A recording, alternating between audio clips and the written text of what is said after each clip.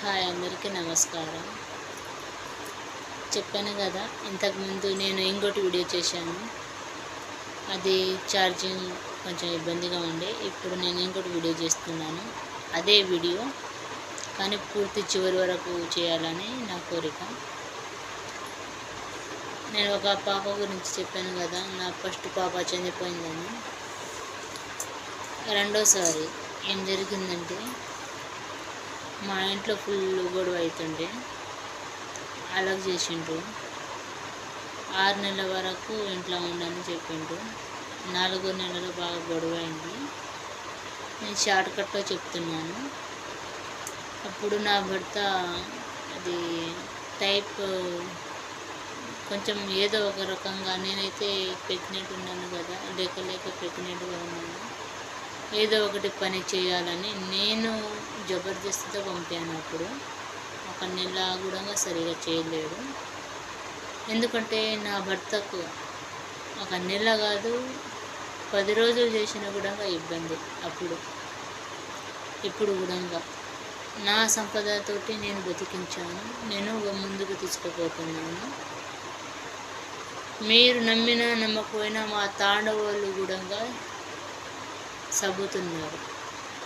ఒక్కసారి మా వాళ్ళకి ఎవరికి అడిగినా కిరణ్ గురించి అడగండి, అందరు చెప్తారు.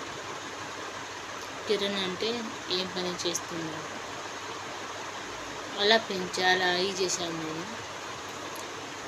అయితే ఒకసారి ఏం జరిగిందంటే, మా ఇంట్లో ఫుల్ గొడవ జరుగుతుండే. ఇక్కడి నుంచి మాటలు, అక్కడి నుంచి గొడవ, ఇక్కడి నుంచి గొడవ. ఎందుకంటే ఇంట్లోనే, వేరేది ఎవరిది కాదు. ఇట్లా గొడవ జరుగుతుంటే నేను ప్రెగ్నెంట్ కదా, అసలు వామిటింగ్ బాగా వస్తుండే నాకు. అసలు అన్నం అస్సలు తినకుంటే, నేను తింటే రొట్టెలు తినాలి, లేకపోతే ఏదో స్వీట్ తినాలంతే. అప్పుడు ఏం చేసినానంటే, నాకు భక్ష్యాలు, కర్చికాయలు ఇలాంటివి తినాలని నాకు చాలా ఎక్కువ ఇష్టం ఉంది నాకు. అయితే నేను ప్రతిరోజు నాష్టలాగా అయిపోతుందని కర్చికాయలు చేశాను. చేసినప్పుడు మా ఆయనకు అప్పుడే ఫోన్ వచ్చింది మా ఇంట్లో నుంచి. ఎలాగో ఇట్లా వెళ్ళిపోండి, మీరు ఎవరు, ఇది అది అని బాగా తిట్టాడు.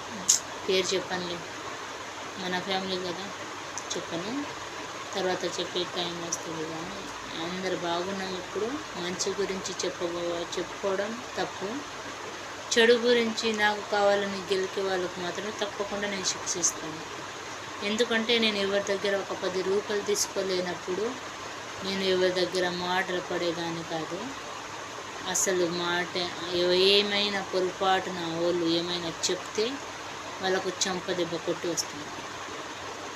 ఎస్, ఎందుకంటే నేను వాళ్ళ దగ్గర మాటలు పడేదానికి కాదు. నా సొంతంగా నా ధైర్యంతో నేను ముందు అడుగుపెట్టి నేను బతుకుతున్నాను. నాకు కావాలైనా ఎవరు ఏమి చెప్పినా, నాకు ఎవరు ఏమి చెయ్యలేరు. వాళ్ళకు మాత్రం అంత చూడకపోతే నాకు పేరు ఇంకా వేరే పెట్టుకుంటాను. ఎస్, అప్పుడు ఏం జరిగిందంటే, నేను కర్చికాయలు చేస్తున్నాను. మా ఆయన వచ్చి సడన్గా ఫోన్ పట్టుకున్నాడు. మా ఫోన్ ఇట్లా టెన్షన్ ఉంటే మా ఆయనకు అప్పుడే రియాక్ట్ అవుతాడు. అప్పుడే కొంచెం ఫిట్స్ లాగా వచ్చింది. నేను చేసిన కర్చికాయలలోనే పడిపోయిండు మా ఆయన. ఇప్పుడు పడిపోయినప్పుడు ఆ మంట తట్టుకోకుండా, అది భరించకుండా, కాలిపోతే ఎట్లా ఉంటుంది, కాళ్ళు చేతులు అన్నీ కాలిపోయింది. ఆ నొప్పిలో ఏం చేయాలో ఆయనకు తోచలేదు. తర్వాత సారీ చెప్పిండు, బాధపడిండు. అప్పుడు నాకేం చేసినానంటే, కాలుతోటి బాగా కడుపు మీద తన్నాడు. నేను 6వ నెల కడుపు నుంచి ఉన్నాను. లేక అప్పుడు పాప చనిపోయింది. తర్వాత లేక నేను కడుపుతో ఉన్నాను. మా ఇంట్లో ఎవరు లేరు. బాగా అరిచాను నేను. ఏడిసి బాగా ఏడిస్తే తాండ మొత్తం జమ అయిపోయిండు. మా ఆయనకు తీసుకుపోయిండు. ఆయనకు తీసుకుపోయినాడు. నా దగ్గర బంగారం ఉండే, చెవులది కమ్మలు ఉండే, ఇంకా ఒక నెక్లెస్ ఉండే, మాడ్నెస్ ఉండే, అన్నీ అమ్మేశాను. ఎందుకంటే మా ఆయన కూడా ప్రాబ్లం, నాకు కూడా ప్రాబ్లం. నాకేం జరిగిందంటే, నాకు గర్భసంచి చినిగిపోయింది. చనిపోయినప్పుడు ఇల్లంతా రక్తం రక్తం అయిపోయింది. మా ఆయనకు చూయించుకొని వచ్చే వరకు నేను కళ్ళలో ఊపిరి పెట్టుకొని అంత నరకం అనుభవించి అంత నొప్పి భరించుకొని ఇల్లంతా ఉన్న అంత వాటర్ తోటి కడిగి ఇంకా నేను నా భర్తకు చెప్తే ఇంకా ఇలాంటి కాలిపోయిండు కదా, ఇంకా టెన్షన్ పెట్టకూడదని ఇంత అన్నీ అనుభవించి అంత బాధపడి కూడా ఒక్కరు కూడా వచ్చి చూడలేరు. నాకు చూడలేరు, నా భర్తకు చూడలేరు. సరే, అది కూడా టైం వస్తుంది చెప్పడానికి. నాకు నో ప్రాబ్లం, చూడలేనిది కూడా మంచిది. నేను ఎవరి దగ్గర వంగలేదు కదా, నేను ఎవరిది తినలేదు కదా, అది నాకు సంతోషం. ఇప్పుడు చాలామంది చాలా రకాలుగా మాట్లాడతారు కదా, నాకు సమాధానం ఉంది కాబట్టి నేను ధైర్యంగా చెప్పగలుగుతున్నాను. అప్పుడు ఇట్లా నేను దవాఖానలో పోయినాను. రెండు రోజుల తర్వాత పోయినా. నా దగ్గర డబ్బులు కూడా లేకుండే, ఇక్కడక్కడ చేసుకొని ఇంకా ఎక్కడ వీళ్ళకు అడిగాను, ఎవరు అప్పుడు ఇవ్వలేరు. నా బంగారం అమ్మేశాను, మాట్నేసు కమ్మలు అన్నీ అమ్మేసి నా భర్తకు అన్నీ కాలిపోయిండు. మూడు రోజులు అడ్మిట్ చేశాను. అడ్మిట్ చేసి నేను కూడా అడ్మిట్ అయ్యాను. అడ్మిట్ అయిపోయి గర్భసంచికి కుట్లు వేయాలని చెప్పిండు. కానీ పిండం అయితే ఎట్లే ఉంది. ఒక వారం వరకు కడుపులో పిండం ఎట్టే ఉంది. అది బయటికి పోతేనే మంచిగా ఉంటుంది. ఎందుకంటే ఇంకా బతికి ఉందా పిండము చనిపోయిందా చూడాలి అని డాక్టర్ చెప్పిండు. రోజు టెస్టు స్కానింగ్లు చేసిండు. అప్పుడు నా సొంత బంగారం అమ్మేసి నేను చూసుకున్నాను. మా ఆయన కూడా అప్పుడు అక్కడ చూడాలి ఇక్కడ చూడాలి, నా అంత కష్టం బాధ ఏ ఆడోళ్ళకి రాకూడదు అనే ఉద్దేశంతో నేను ముందు అడుగు పెడతా అని చెప్పాను. కానీ నాకు వేరే ఉద్దేశం ఏం లేదు. అయితే నేను తర్వాత ఏం జరిగిందంటే, నాకు పడిపోవాలని ట్యాబ్లెట్ ఇచ్చిండ్రు దవాఖానలో. పడిపోతే గర్భసంచి కడిగి కుట్లు వేస్తామని చెప్పిండ్రు. ఆ రోజు మా ట్యాబ్లెట్ ఇచ్చి ఇంటికి వచ్చినాను. అది పిండం పడిపోయింది. మళ్ళీ పిండం పడిపోతే బాబు ఉండే 6 నెలల కడుపు, అంటే ఒక బాబు పుట్టిండు కానీ చనిపోయిండు. ఇప్పుడు ఎంత బాధ ఉంటుంది తెలుసా. చాలా చాలా బాధపడ్డాను. ఎందుకంటే నేను డబ్బులు పెట్టాను పిల్లల కోసమని. నాకు ఎంతోమంది గొడ్రాలు చెప్పిండ్రు. అందుకని ఆ బాధలు నేను తట్టుకోకుండా అసలు ఇంకా మా అమ్మకు పిలిచిన, అమ్మ నాకు ఇట్లా జరిగిందంటే వచ్చింది, ఎలా ఉన్నావు చూసింది, వెళ్ళిపోయింది అంతే. సరే, నాకు ఎవ్వరు లేరు, భగవంతుడు ఉన్నాడని అనుకున్నాను. వచ్చి ఇంకా చూయించుకున్నాను. గర్భసంచి కుట్లు వేసిండు, వచ్చేసాను. ఇంకా నేనే సొంతంగా ఎవరి దగ్గర పోలేదు. అప్పుడు నేనే సొంతంగా వాటర్ ముట్టుకోకూడదు అన్నారు, ఇది అన్నారు, అది అన్నారు, బరువు లేపకన్నారు, కుట్లు ఉంది అన్నారు. నాకు చేసేటోళ్ళు ఎవ్వరు లేరు. అప్పుడు నేనే చేసుకోవాలి. నా ధైర్యం నేనే ఏమైనా చేస్తే నా కడుపుకు అన్నం పోయేది, లేకపోతే లేదు. అన్నం కూడా నాకు ఒక్క కిలో బియ్యం కూడా ఇవ్వలేరు. అప్పుడు తాండా వాళ్ళు ఇచ్చిండ్రు అందరూ. ఆ తాండా వాళ్ళు, మా పెద్ద అత్త, మా కోడలు ఇంటి బియ్యం ఇచ్చింది. వేరేళ్ళు కూడా మా పెద్ద మామల కొడుకు పెండ్లం వాళ్ళు ఉంటారు కదా, 2-3 ఉంటారు, వాళ్ళు కూడా ఇచ్చిండ్రు. వాళ్ళకి భగవంతుడు చల్లగా చూడాలని నేను కోరుకుంటున్నాను. ఇంకా నేను తర్వాత ఏం జరిగిందంటే, నా పాప కోసం చూయించుకున్నాను. అప్పుడు ఏం జరిగిందంటే, దవాఖానలో ఏం చెప్పినారు నాకంటే, 5-6 నెలలు చూయించుకున్నాను. ఇట్లా దవాఖానలో చూయించుకుంటే గర్భసంచికి అన్నీ స్కానింగ్ చేసిండు, బాడీ మొత్తం స్కానింగ్ చేసిండు, రక్త టెస్ట్ ఇది అది అన్నీ చేస్తే గర్భసంచి చాలా చిన్నగా ఉంది, కుట్లు ఉంది, నీకు పిల్లలు పుట్టరు. ఒకవేళ నీకు పిల్లలు పుడితే నువ్వైనా ఇది అవుతావు, పిల్లలైనా ఇది అవుతారు. నీకు పిల్లలు కావాలా, నువ్వు బతుకుతావా, నీకు పిల్లలు కావాలంటే నాకు గొడ్రాలని చాలామంది చెప్పారు. నేను ఏమైనా పర్వాలేదు, నాకు పర్వాలేదు, నా వంశానికి ఒక కొడుకు బిడ్డ కావాలి నాకు, అది చెప్పాను. అయితే అప్పుడు డాక్టర్ ట్రీట్మెంట్ స్టార్ట్ చేసింది. ట్రీట్మెంట్ స్టార్ట్ చేసినప్పుడు నాకు 3 నెలలు అయిపోయింది. 4 నెలలో నా పాప ఆగింది. అప్పుడు ఆగినప్పుడు ప్రతి ఒక్క సూదికి 4,000 రూపాయలు. ఎందుకంటే నా గర్భసంచి పెరగాలి, లోపట కణాలు పెరగాలని.